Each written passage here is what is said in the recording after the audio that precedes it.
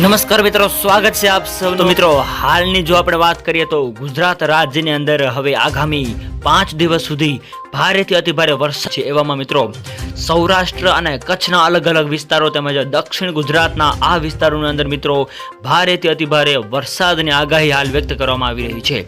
તો મિત્રો વિડીયો ગમે તો વિડીયોને લાઇક કરો, શેર કરો, કોમેન્ટ કરો અને મિત્રો જે પણ મિત્રો આપણી ચેનલની અંદર નવા છે, સબસ્ક્રાઇબ નથી કરી તો મિત્રો સબસ્ક્રાઇબ જરૂર કરી લેજો અને મિત્રો આવો જ સાથ અને સહકાર પણ આપતા રહેજો।